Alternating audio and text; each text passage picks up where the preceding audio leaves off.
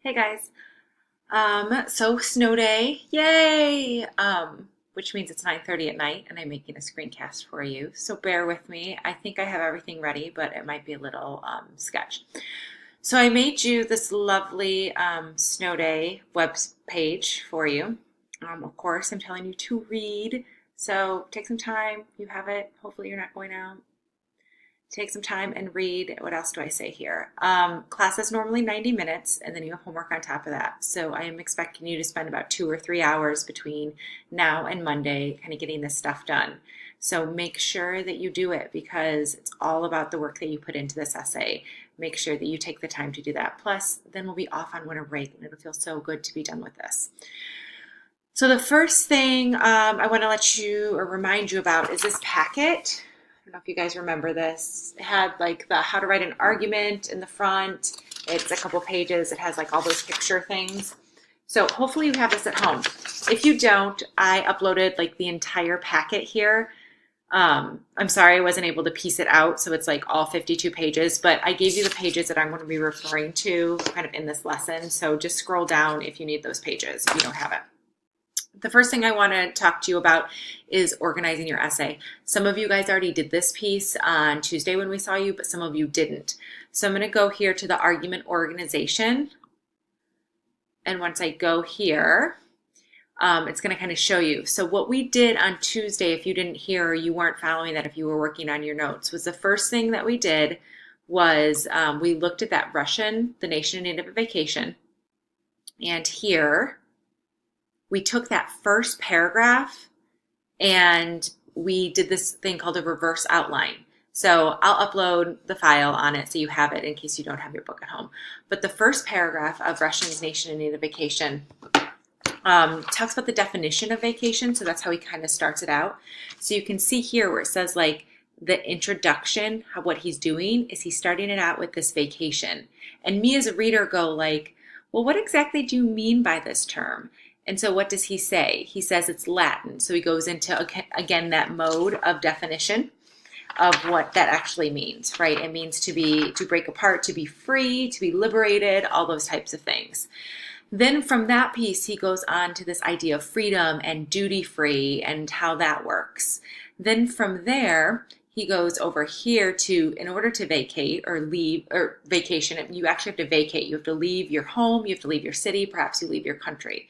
So then from there, right, it has to be a distance.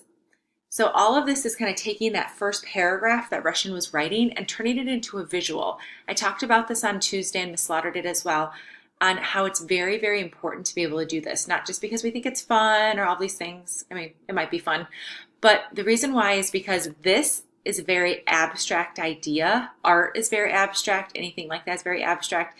And if you really understand your paper, really understand what you're trying to say in the organization, you will be able to do this.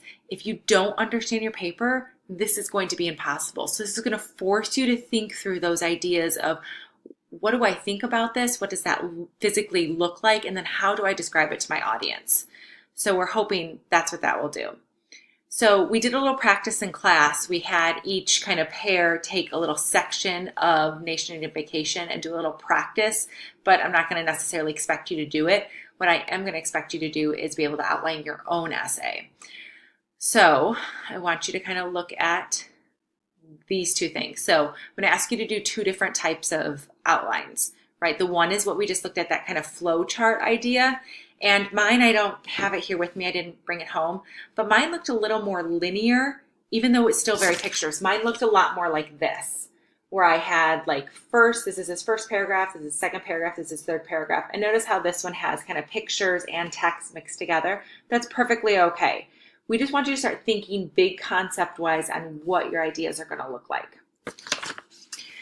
Then you are going to do a formal outline. So I want to show you the Nation in Need of a Vacation, the formal outline here. Has a thesis right up top, just like you guys have been working on and solidifying, and most of your guys' thesis looks really good. It says Americans would be more productive and possibly happy if they took more time off to vacation. Then it takes each of those sections and it says the claim, which is in red, and then the evidence, which is in black. it is so important to have evidence. What I'm seeing a lot in student work is I'm seeing a lot of these claims and not a lot of substantiated evidence to support it. Whenever you have something in red, you must have something in black below it. If not, you either have to pull it out of your paper or you need to do some more research. So here we have the red and the black, and then we have something extra. We have these things in bold. This like, what are you writing about? Who are you talking to? What are some possible reasons Americans are taking less vacations? Where's your evidence? Those are called reader response questions. So Ms. Slaughter has this up here, common reader questions, and those are going to kind of list down those questions that you see. It's very easy to structure your paper by kind of answering these questions. And you want to think, again, who is your audience, right? You want to be talking to someone who doesn't necessarily agree with you, but who you are trying to convince of your position. So these are questions to think about as you're outlining, and perhaps they can kind of fill in your outline for you. Feel free to start there. If you're feeling really overwhelmed by your notes and everything, start with the formula. Start with exactly what you know, and you can always grow from there. So again, our goal for you and your assignment is going to be turning in 2 outlines by Monday. One is going to be that flow visual outline, and that can totally be hard copied. Do not feel like you need to do that. Just take a picture of it to put on Canvas. The other one is going to be this kind of formal typed outline. I want you to have both in order to, before you move on to drafting. That is key. You must do it before you move on to drafting. Now, I've asked students who were already outlining if they could turn those in early on a discussion. It's not graded for anything. It's open for everyone. But I just want to pull it up here. It's loading.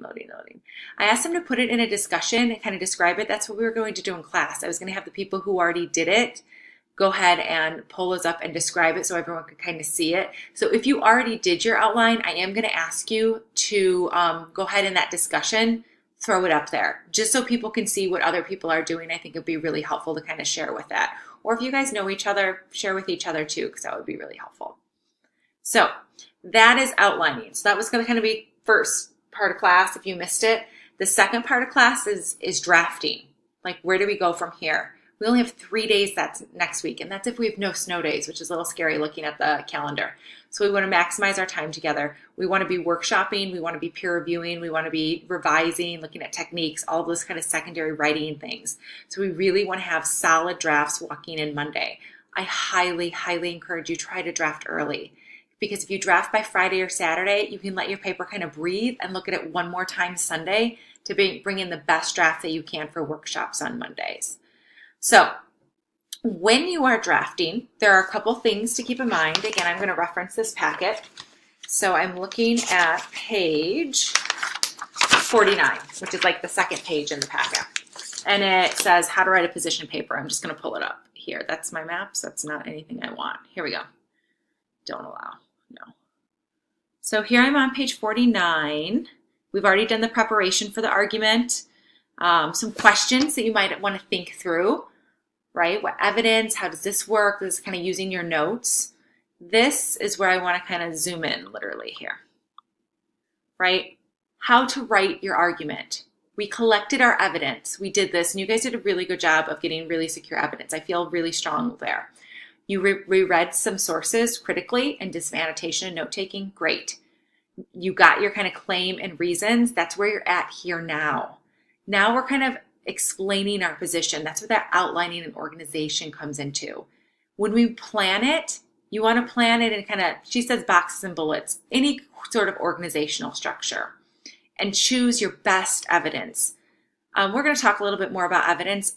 I'm not a stickler. I think the assignment in Canvas says I don't remember if it's 4 to 8 or 6 to 8 sources. We're kind of fluid on that as long as they are strong and they really meet your purpose. So make sure you're choosing compelling evidence, right? Draw on lots of sources. We've talked about soft sources, hard sources, pathos, logos, ethos, left, right, center. We want that balance. And see how she says here, this balance of evidence, that's crucial to a good essay.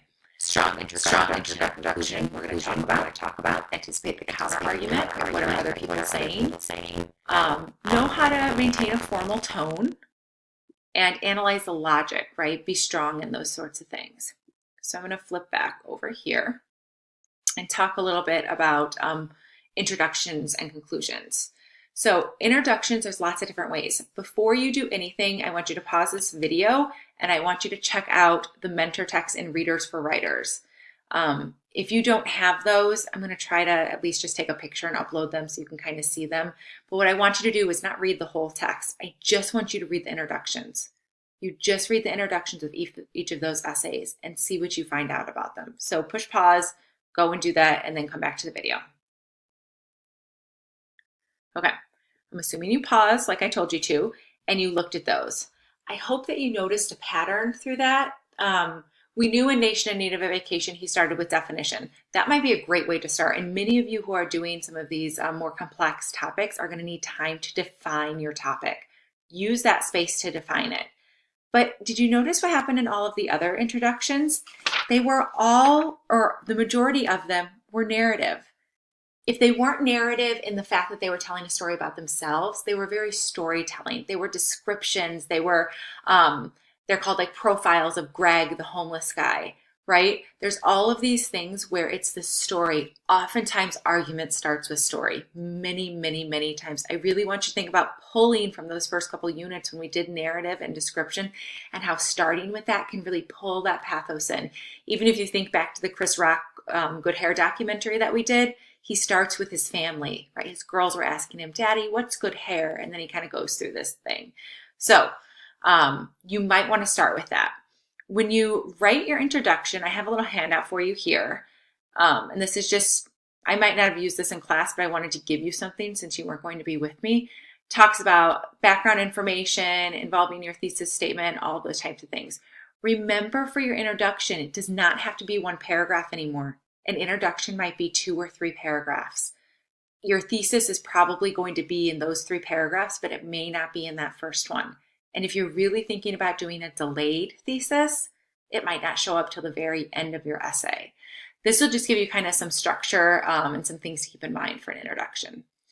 Now I want us to do the same thing. I want you to pause the video, go through and look, and see how they close their essays. So look at the ends there.